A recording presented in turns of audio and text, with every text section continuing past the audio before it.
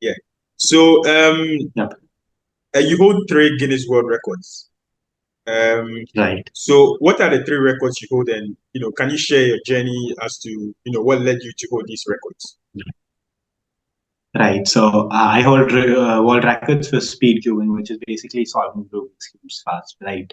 So how I got started with Rubik's cubes was I was just given a Rubik's cube by my dad instead of something else I wanted to buy, and then at first I was annoyed because I wanted to get something else, and he gave me a Rubik's cube. But then I got more into it, learned how to solve it, and eventually I started getting good at it. Right. So I went to attend competitions. For the first few years, I failed at competitions as well, but we kept going on. I loved, like, it was fun solving. So I kept doing at it. And eventually I got to a point where I was started to winning these competitions. I got better, and then I decided to attempt a world record. So the first world record I attempted was fastest time to solve a Rubik's Cube while hula hooping. So the record at time was around 23 seconds, and I did it in 15.75 seconds. The second record I did was fastest time to solve a Rubik's Cube on a bicycle. So the time I sat at that was 12.90. And the most recent record I did was fastest time to solve a Pyraminx, which is a different type of Rubik's Cube while hula hooping, and that was 5.9 something seconds. I don't remember the exact. Okay, so 5.98. what are the years? The first record, the second record, and the third record. Okay, the first record I attempted in 2019, and I got the confirmation in 2020, like 2020 January, so first week, and then the second and third were in 2022. 2022. Okay. So what does it mean to be a record holder aside from having your name in the record books? What are the benefits? The benefits are that, like, it's good, like, you could tell people about yourself, and they're generally curious about hearing your story, and it helps you, like, gives you that edge over other people. It also opens doors to a lot of new opportunities for me. Personally, it's opened doors for, like, public speaking opportunities. So now I've given TED talks, I've given 2 TEDx talks as well, and I regularly do public speaking. So that's, and if, like, you can get paid collaborations and stuff. So those are the doors it opens, and then it helps you, like, create an identity for yourself. Right? So aside from your name being written in the records, it's opened avenues for you to pursue some of your interests. So recently, there's been a lot of attempts. I'm sure you're aware of it, especially in Africa, with the Guinness World Record marathons, with the Singathon and then the cooking marathons. Yeah. So these records pose a lot of health risk to those that attempt it. Yes. Do you think it's worth it, especially having to go through all this stress and putting all this strain on your body? And then at the end of the day, someone else breaks your record. You think it's worth it?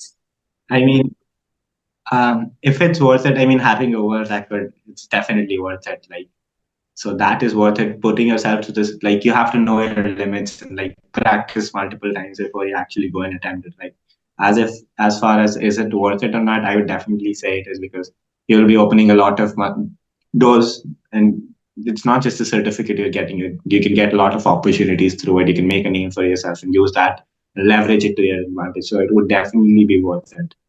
So, but again, there's a fine line.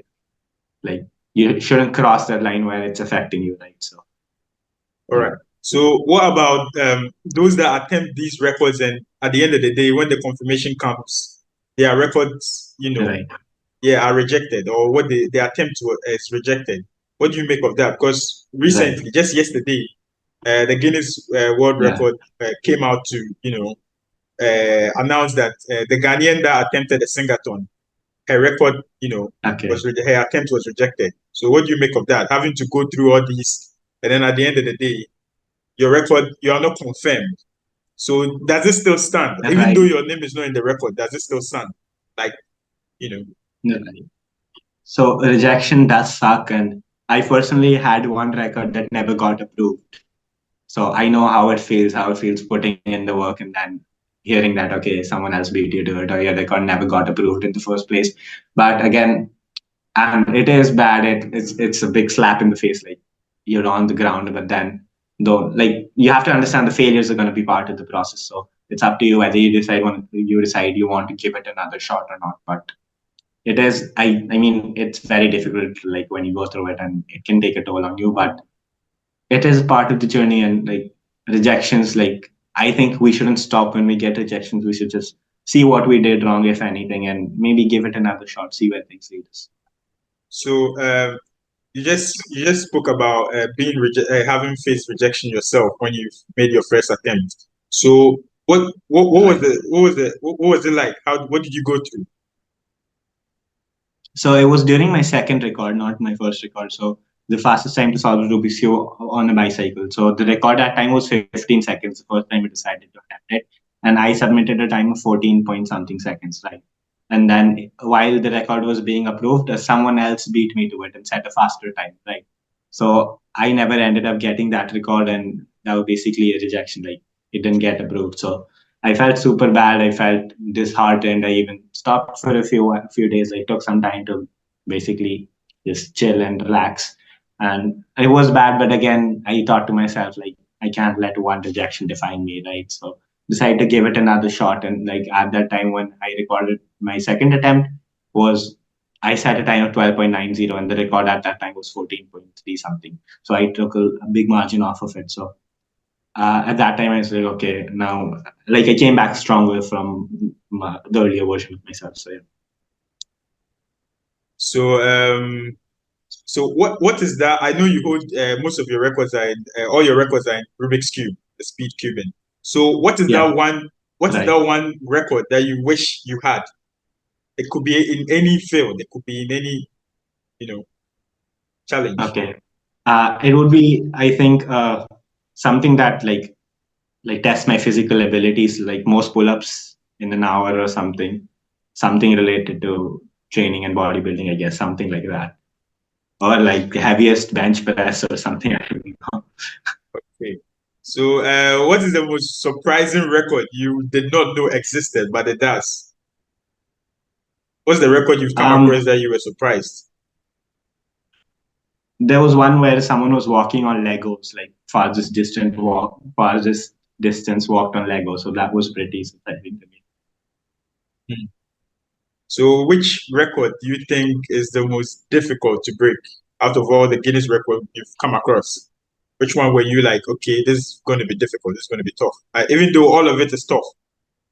I think something which tests your physical abilities, so like fastest time to run a marathon or just this pull up record I said, anything that tests your physical abilities, I think those are pretty hard to break, right?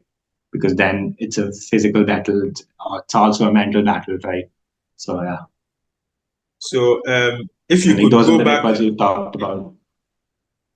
continue. Yes, if I could go back. Yes. So like you talked about earlier how records that can like affect your health and stuff. I think those are the hardest ones. Okay. So if you could go back in time to change one thing, if you could change one thing in the Guinness Book of Records, something that you feel they should include or something that they should change, what would that be? Honestly, I do not have an answer. I'm not aware of that right now. I think things are running perfectly as they are, right? So I would not like to change anything.